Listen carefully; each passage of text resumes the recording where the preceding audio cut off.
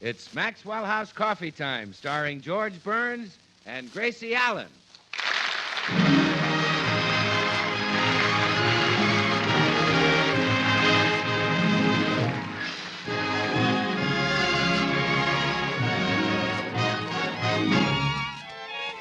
With yours truly, Bill Goodwin, and the music of Meredith Wilson and his orchestra.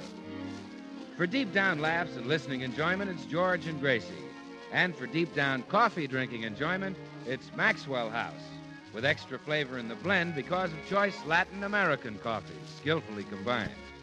Extra flavor in the cup because Radiant Roast develops the full flavor of every coffee bean. And the result is that today more people buy Maxwell House than any other brand of coffee in the world.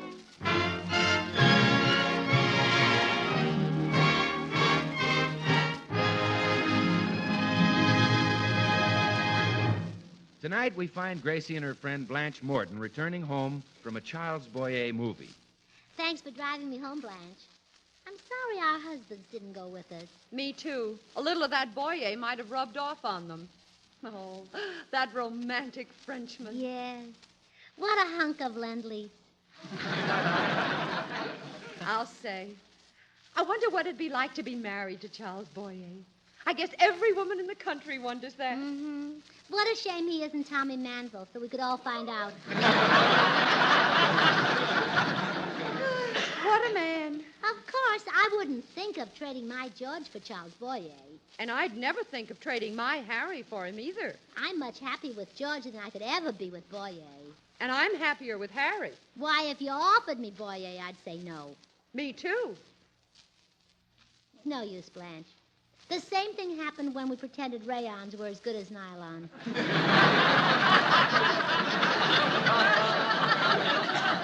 Yeah, let's face it, Boyer is dynamite. The way he made love to that girl in the picture. Wow. You know, Blanche, I don't believe Frenchmen eat snails. He just couldn't eat snails and work that fast. Remember that dinner scene? How he kissed her hand and held her chair for her? Oh, yes. Does your husband ever kiss your hand before dinner? Are you kidding? With his appetite, I wouldn't dare put my hand to his mouth. I don't know. Why can't our husbands be like Boyer? Yeah. Why, even after he married the girl in the picture, he was so sweet and romantic. Oh, yes. He was always telling her how lovely she looked. Does Harry ever tell you how you look, Blanche? Yes, the rat. Remember that scene where his wife had been gone for a few hours and Charles Boyer was pacing the floor waiting for her return? Yes. She opened the door and said, "Darling, I'm back." And Boyer said, "Oh, my Cherie, each minute has seemed like a year." And then he swept her into his arms and smothered her with burning kisses. Yeah, and that wonderful vein started throbbing in his temple. Don't you wish George had a vein like that? Oh, he's got the vein. What he needs is a refill. Well, enough of this high-voltage dreaming, Gracie. I've got to get home to my 10-watt husband. I'll call you tomorrow. Maybe we can go shopping. Good night. Good night, Blanche. Thanks again for driving me home. Now, maybe I've been unfair about George. Maybe he's pacing the floor right now, waiting for me. Maybe when I say, "Darling, I'm back," he'll say, "Each minute it seemed like a year." And then he'll grab me and smother me with burning kisses. "Darling, I'm back." Oh, have you been gone? George, I'm within easy reach of you. Good. Scratch my back, will you? Oh, George, just look at you sitting there in your undershirt and stocking feet. What's wrong with that? Charles Boyer would never let his wife see him in stocking feet. What does he do, sleep with his shoes on? Oh, what's the use? Why don't you go to the show now and then and learn to do things like men do in the movies? I do. Well, then see somebody besides Wallace Beery. I like Wally. Darn good actor. Oh, George, be a little attentive. At least greet me when I come home. You didn't even shake hands with me. Oh, I'm sorry. I didn't realize it meant so much to you. Put her there.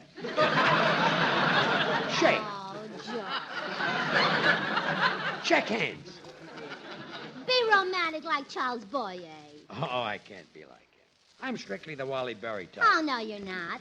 I'm sure your kisses can be just as burning as Boyer's. Kiss me, Charles. Okay. Want another one?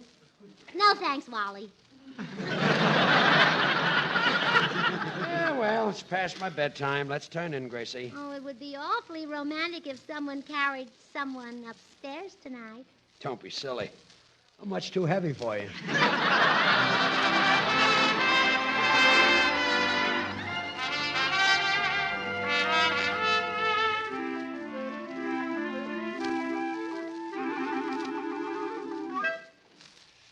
Good morning, Meredith. You're up early today. Well, I've been out visiting my friends, the birds, Gracie. Each morning we commune together. Oh, that's sweet. Can I fix you a nice poached egg for breakfast? Oh, no. Not after being out with the birds.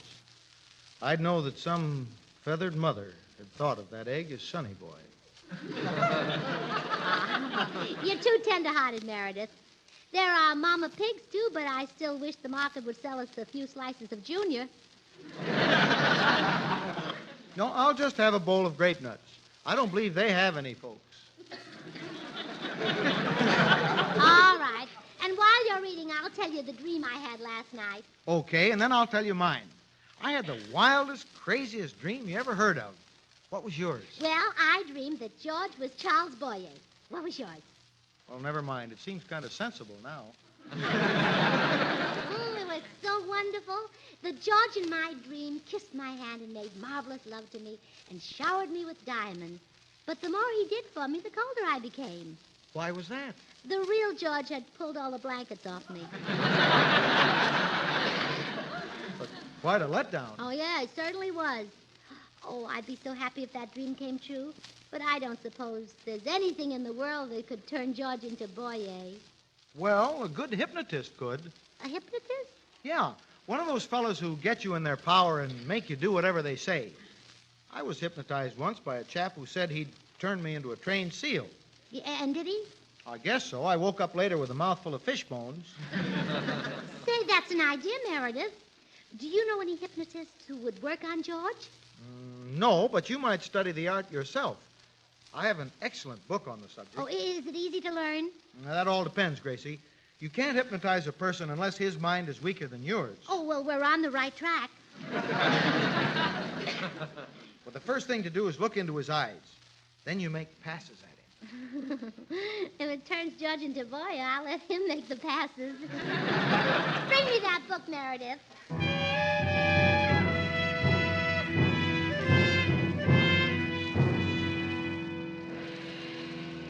Now, the subject is in your power and will do as you command. Oh, this book is sensational. Hi, Gracie. What goes on? Oh, hello, Bill. I'm learning how to be a hypnotist. I'm going to hypnotize George. Hypnotize George? Boy, that's something I could never do. Oh, it's simple, Bill. First, you look right in his face. Well, you see, I'm licked already. Besides, Gracie, why do you want to hypnotize a little man? Well, I want to turn him into Charles Boyer. Turn George into Boyer? Mm-hmm. Why don't you start with something easy, like turning Sinatra into Superman? Bill, you're being pretty unfair. No, I'm not, Gracie. Haven't you heard that you can't make a silk purse out of a sow's ear? Yeah, but George isn't a sow's ear. Well, it's even tougher with a horse's neck. Well,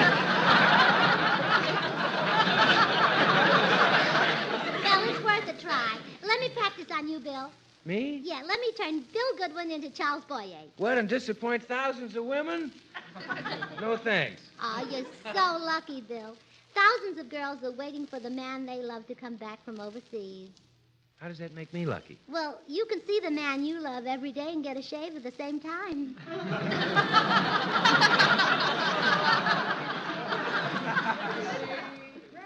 Oh, George is in the kitchen and wants his breakfast. This is my chance to try out the hypnotism on him. Good morning, dear. Good morning. Boy, am I hungry. How about a stack of wheat cakes? George, look me right in the eye. Huh? Look into my eyes, George. Look deep into my eyes. I've seen your eyes. I'd like to look at some wheat cakes. George, must you think of your stomach all the time? Pay attention to me and just let it hang there.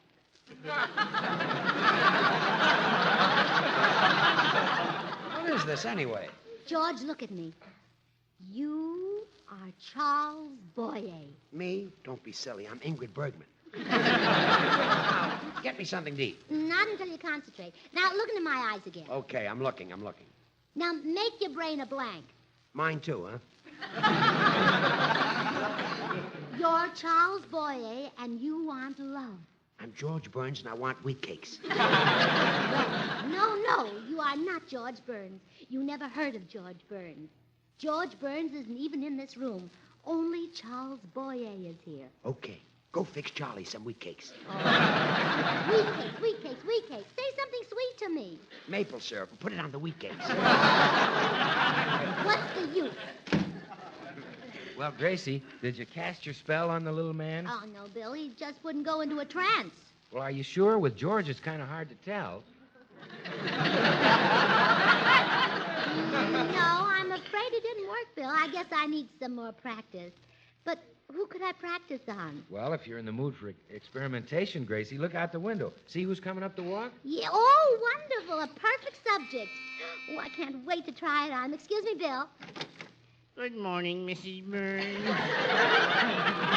Don't move. Just look into my eyes. Deep into my eyes. Yes. You are Charles Boyer. Oh, so many women make that mistake. I'm not, though. I'm the postman. Well, I didn't mean it. Oh, it's perfectly understandable. Mr. Boyer and I possess the same fire and dash, the same irresistible sex appeal. And his deep throbbing voice is so similar to my own. Oh, no. You missed the point, Mr. Postman. I was trying to hypnotize you. Oh, I see. Can you really hypnotize people? Well, I think so. Could you hypnotize my wife? Oh, yes, I'd just put her into a deep sleep. Are you sure she'd wake up again? Oh, of course. Oh, well, nothing is perfect. Mr. Postman, you're just afraid of your wife. I could hypnotize you so you wouldn't be. Oh, please do. All right.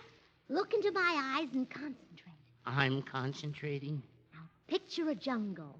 A lion is pacing up and down. A brave, fearless lion. That lion is you. Gee. You're the king of the beasts, the lord of the jungle. Gosh. You fear nothing and no one. Wow. No one dares cross you because you can destroy them with one snap of your mighty jaws. Wow, wow. You're the fiercest, bravest, most powerful beast in the world. Wow. Now you're going home and throw your wife out of the house. Right up to there, you nearly had me. Goodbye, Mrs. Burns. Remember, keep smiling.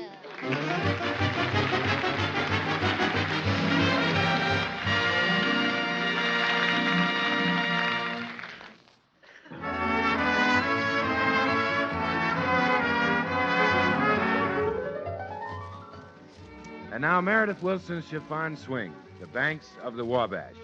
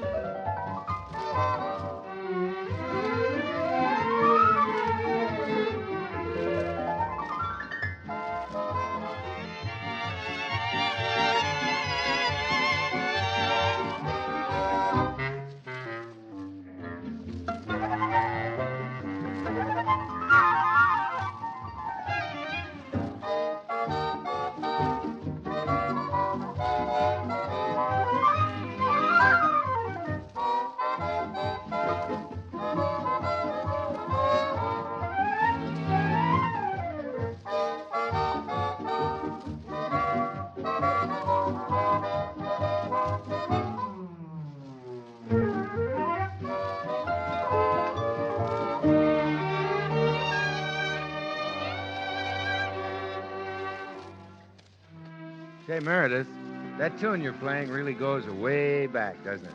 Yes, it does, Bill. On the Banks of the Wabash was first published in 1899. Well, I wonder why it is that a tune like that becomes so popular and lives on and on. Well, I have a little theory, Bill, that it isn't just the tune itself, but, well, it's a combination of a sweet tune and all the sentiment associated with the Wabash River. and pleasant, friendly state of Indiana and the wholehearted Hoosier people. Oh, I see what you mean. A fine tune coupled with sentiment of a familiar and loved American scene has made On the Banks of the Wabash so popular. For we like to enjoy again and again the things we remember with pleasure. For instance, Maxwell House Coffee has been part of the American scene for a great many years. And more people have discovered its delicious flavor and remember it with pleasure until today Maxwell House is America's #1 brand of coffee. And it's no wonder, for Maxwell House is a skillful blend of these choice Latin American coffees. Manizales for mellowness.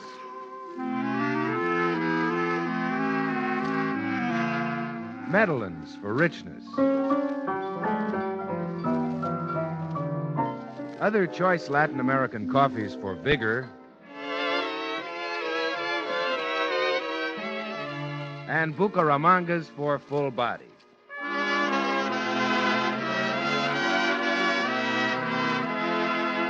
And the result is a blend so flavorful, so satisfying, that more people just naturally buy Maxwell House than any other brand of coffee in the world. It's so good to the last drop.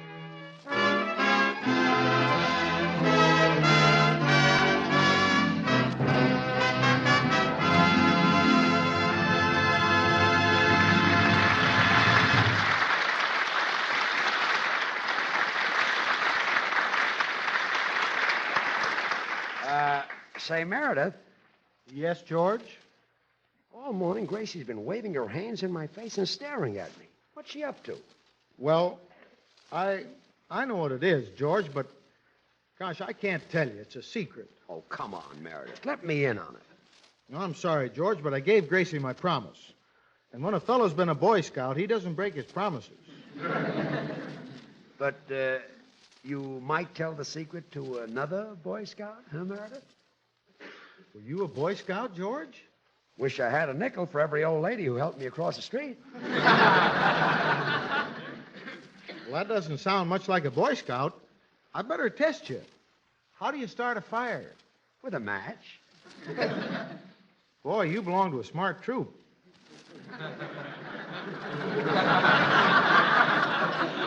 We used to spend days rubbing 2 sticks together.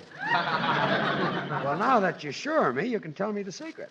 You know, we Boy Scouts got to stick together. Yeah, I guess we do. Well, here it is.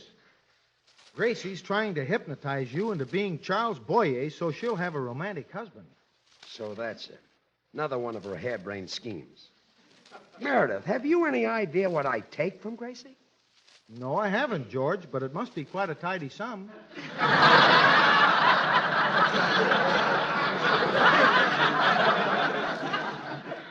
I'm going to teach her a lesson she'll never forget. I'll let her think she's hypnotized me. I'll be Boyer until she's sick of it. Not a word of this to Gracie, Meredith. No. This is a secret between Boy Scouts. And I don't suppose Gracie was ever a Boy Scout. No. They wouldn't let her in because she couldn't tie the knots. Yes. Well, here's where I get myself hypnotized. What are you reading, Gracie? Oh, a book. I just finished the last chapter. Good. Look me in the eye, George. Okay. Come closer. Much closer. All right. That's it. You are getting sleepy. Your lids are very heavy. You're growing drowsy. You want to sleep. Sleep. Sleep. Gracie, snap out of it. Wake up. Yo.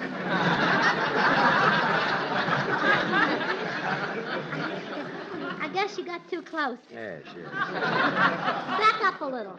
Backing. Now concentrate. When you awaken, you will no longer be George Burns. You will be Charles Boyer. Charles Boyer. Now awaken. Speak to me.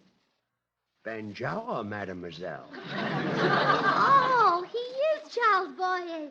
He spoke to me in perfect French. But of course, I am Charles Boyer. You're sure you're not George Burns? George Burns? Never heard of him. Oh, this is wonderful. And who are you, mon poutout?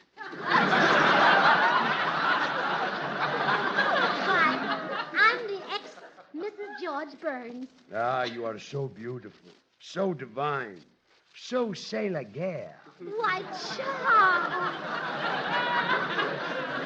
I am mad for you. Come, let me smother you with burning kisses. Oh, if this gets around, hypnotism is going to replace gin rummy. Well, come on, kiss me. Yes. I kiss the hand. More. I kiss the other hand. More.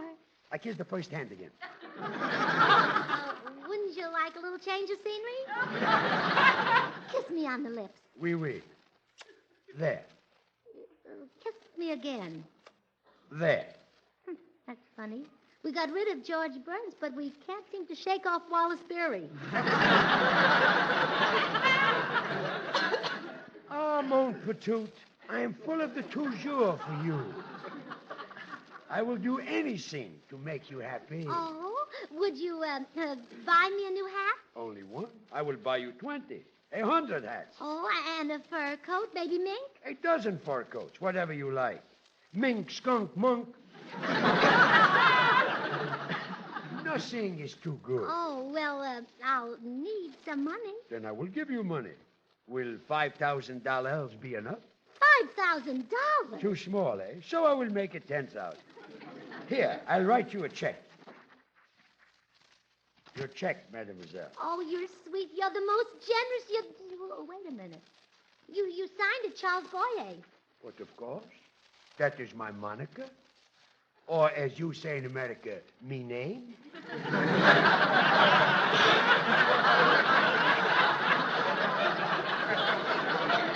Oh, but the check is no good unless it's signed by George Burns. George Burns. Never heard of him. But this check... I love you. I kiss the hand. This check... I kiss the other hand. Oh, stop. What is wrong, mon petit? Oh. Stop calling me that. I'm not a patoot and I'm not young. Come in. Hello, Gracie. Would you like to go shopping with me? Well... Ah, another woman. I make the love to her. What's with your husband? Well, I hypnotized him, Blanche. He thinks he's Charles Boyer. And Boyer makes love to all the women. Come to my arms, mon latest patoot. Hey, cut it out. Yeah, you let go of her this minute. Not until I smother her with burning kisses. That's enough. That's enough. I'm getting out of here. Yeah, get out, Blanche. Go do your shopping. Shopping my eye. I'm going to study hypnotism. Why did you do that? Why did you make love to her? Because I am Boyer. For Boyer not to make the love is like the baker not to make the bagel. Oh, this is terrible. I've got to turn you back into George Burns. George Burns. Never heard of him. Oh, please look into my eyes. I am looking. Now concentrate.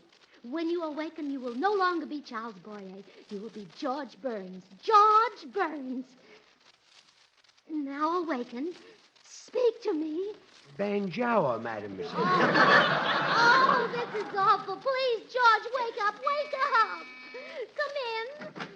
Hi, Gracie. I'm sorry to bother you again, but Gracie, you're crying. Oh, I can't help it, Bill. The most terrible thing has happened. I hypnotized George and turned him into Charles Boyer. And now... Oh, you poor kid. Now he's turning back into George, huh? No.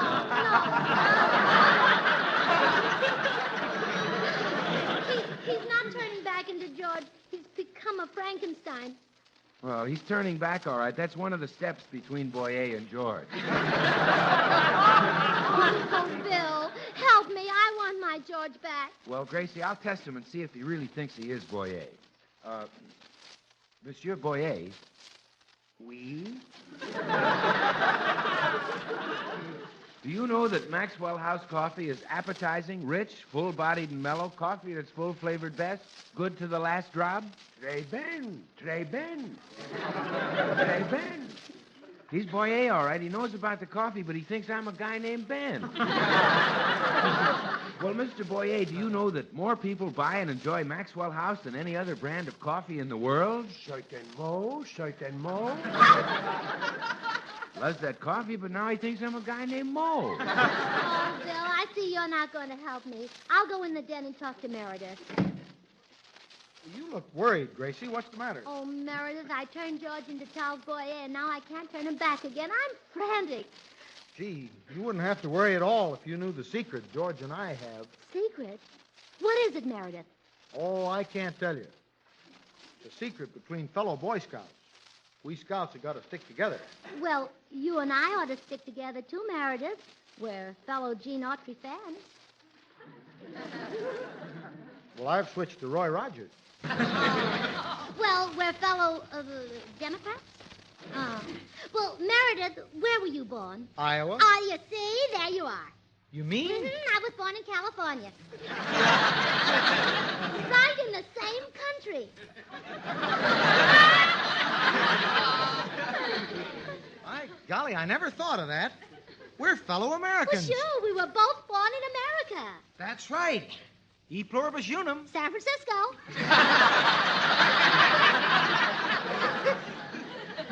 Okay, Gracie, I'll tell you the secret.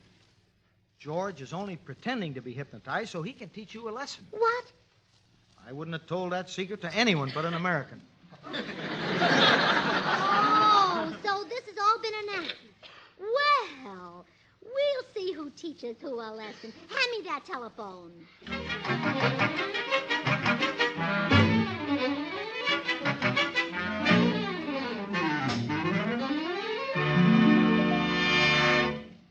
Do you still love me, Charles? I worship you. I adore you.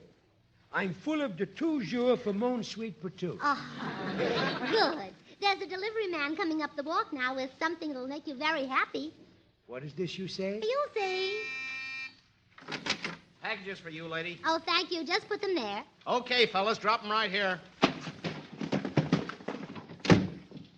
What's in la packages? Oh, well, this one is a coat from Magnum's, and this one is dresses from Howard Greer, and this one is hats from John Fredericks, and this one is shoes from Saks. Hey, wait a minute. And they won't cost my darling Charles a penny. I charged them all to that fellow you never heard of, George Burns. Gracie, you can't do this to me. Oh, don't look now, dear, but your accent is slipping. Oh, forget that Boyer stuff. I only pretended to be hypnotized. The whole thing was a gag. Say you'll send those things back. Gracie, speak to me. Banjour, mon patoot.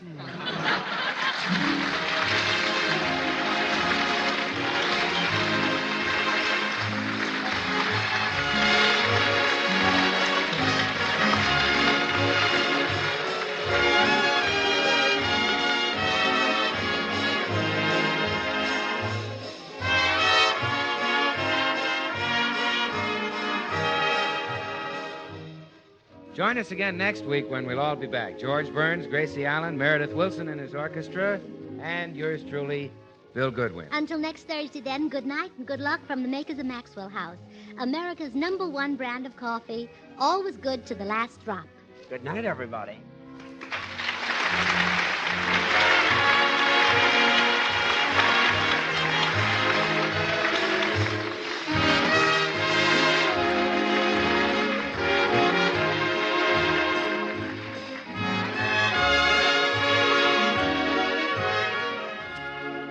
Stay tuned to this station because Dinah Shore's open house is coming on in just a second. Dinah's special guest tonight is Groucho Marx.